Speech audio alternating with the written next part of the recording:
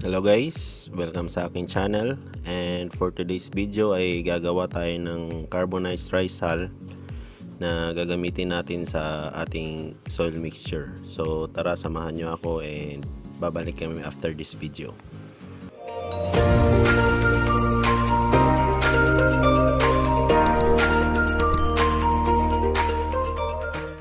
Okay guys, welcome back to my channel. Before anything else ay huwag kalimutang mag-subscribe at i-click ang notification bell para updated ka sa mga i-upload naming videos. And disclaimer lang guys, hindi po kami eksperto sa pagtatanim. Ang lahat ng i-share namin ay base lamang sa aming experience. And for today's video ay gagawa tayo ng carbonized rice hull. So DIY lang ito guys. Gagawin lang natin sa bakuran o saan man may available na pwesto sa ating lugar. At syempre kailangan muna natin ihanda yung ating mga gagamitin.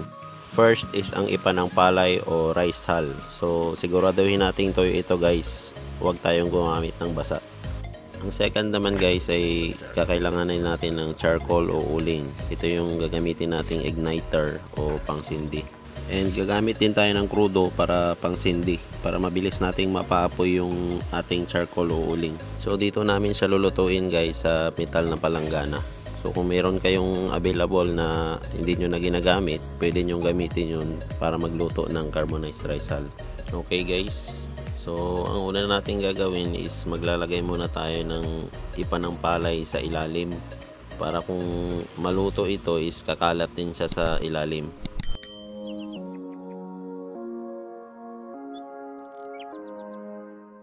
So next na gagawin natin guys is lalagyan natin siya ng uling. So ang paglagay ng uling guys is dapat nasa gitna, para pag naluto siya is pantay ang luto niya.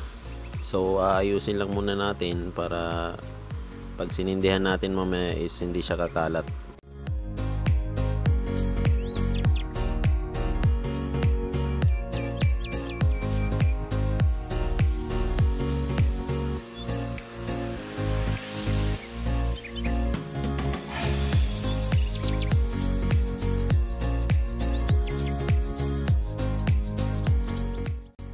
Pagkatapos nating ma-arrange ay lalagyan natin siya ng krudo para mabilis siyang mag-apoy.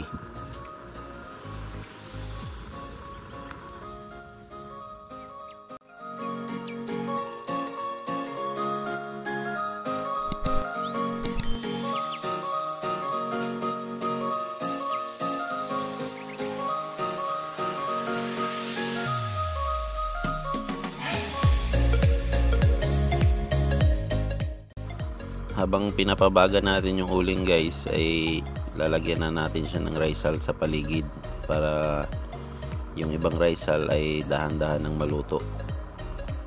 In case naman guys na para siyang mamatay yung apoy natin, is lalagyan lang natin siya ulit ng krudo para hindi siya mamatay agad.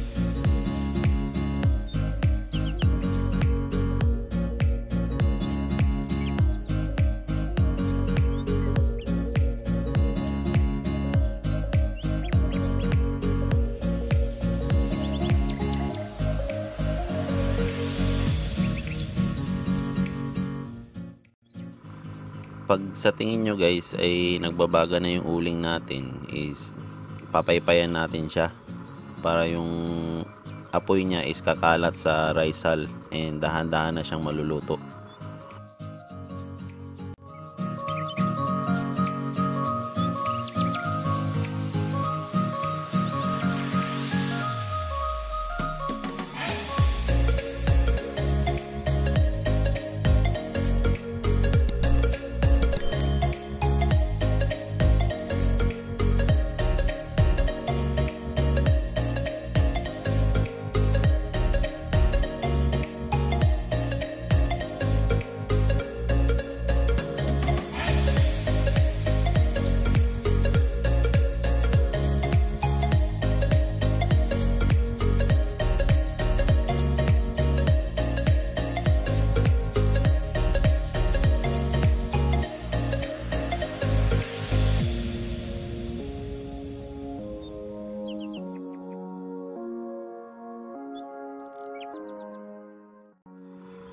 Kapag sure na tayo guys na nagbabaga na yung uling natin at saka may risal ng naluto, is pwede na natin itong takpan ng risal o pwede na nating punuin yung ating palanggana.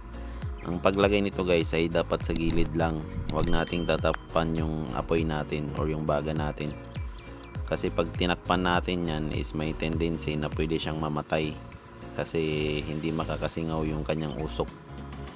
So dapat sa gilid-gilid lang yung paglagay natin ng risal.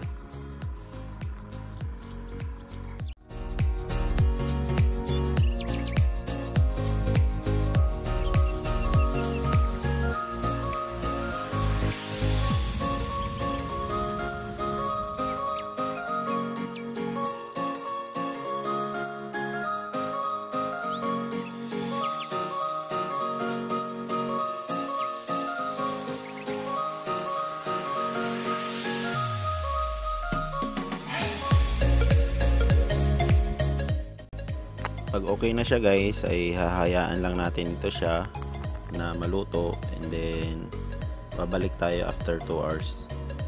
Okay guys, so ito na siya after 2 hours. So ang gagawin lang muna natin is ilalagay natin yung hindi pa naluto na risal doon sa itaas ng mga itim na o yung mga naluto na.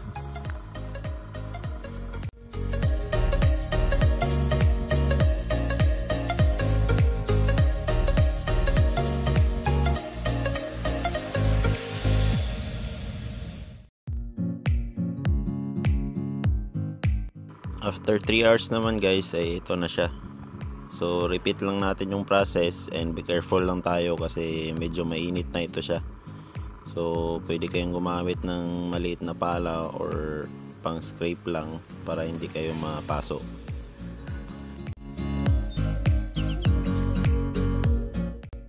So ganito na siya guys after 4 to 5 hours. So ang next nating gagawin, pag pansin nyo is medyo 50% na yung naluluto. So ang gagawin natin ay i-mix natin siya. Kailangan natin tong i-mix para yung mga nasa ilalim ay mapunta sa taas, and yung mga hindi pa naluluto is mapunta sa ibaba. So kailangan natin tong gawin guys is para hindi siya maabo or mapino.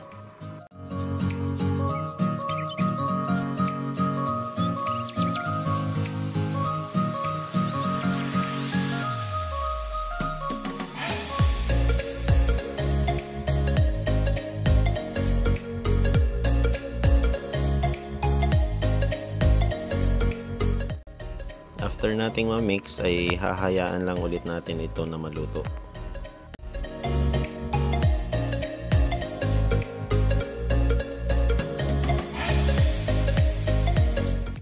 So after 30 minutes to 1 hour is uulitin lang natin yung process. I-mix lang din natin siya ulit.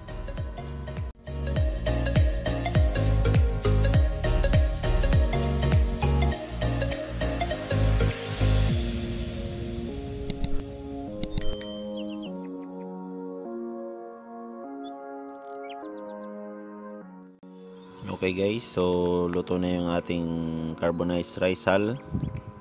So para sa akin is okay na ito siya, kahit medyo may mga hindi pa naluto, pero konti lang naman yan siya. So ang next natin gagawin dito is babasahin natin siya para mamatay yung ating baga or yung kanyang apoy. Kasi pag hindi natin to babasahin is maaabo ito siya or magiging abo. So hindi natin gusto yun, kasi mas maganda yung ganito pa siya na parang risal pa rin na carbonize lang, kasi mas maganda ito siya gamitin sa soil mixture kaysa yung naabo.